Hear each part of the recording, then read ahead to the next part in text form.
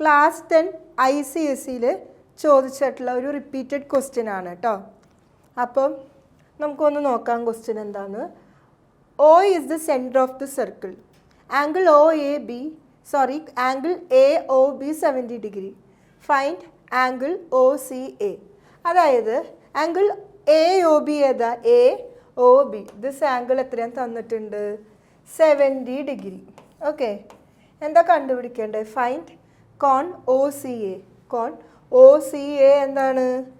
കോൺ OCA എന്ന് പറഞ്ഞു കഴിഞ്ഞാൽ ഹാഫ് ഓഫ് 70 ഡിഗ്രി ആണ്. അതെന്തുകൊണ്ടാണ്? നമുക്ക് ICSEയിൽ ഒരു കൺസെപ്റ്റ് പഠിക്കാനുണ്ട് അല്ലേ? നിങ്ങളുടെ ടെക്സ്റ്റ് ബുക്കിലുള്ള ഒരു കൺസെപ്റ്റ് തന്നെയാണ്. എന്താണ്?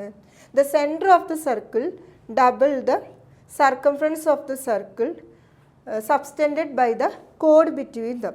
അതായത് ഒരു സർക്കിളിൻ്റെ സെൻട്രൽ ഉണ്ടാകുന്ന ആംഗിളിൻ്റെ എന്തായിരിക്കും? ഹാഫായിരിക്കും. ആ സെൻട്രൽ ആംഗിളുമായിട്ട് സർക്കിളിൻ്റെ സർക്കംഫറൻസിൽ ഉണ്ടാക്കുന്ന കോണിൻ്റെ അളവ് എന്ന് പറയുന്നത് ഇതിൻ്റെ എന്തായിരിക്കും? ഹാഫായിരിക്കും. അപ്പോൾ ഹാഫ് ഓഫ് 70 എന്താ? കോൺ OCA. കോൺ ACA എന്ന് പറഞ്ഞാൽ half of 70 degree. Half of 70 degree എന്താ? 35 ഡിഗ്രി ആയിരിക്കും. മനസ്സിലായോ?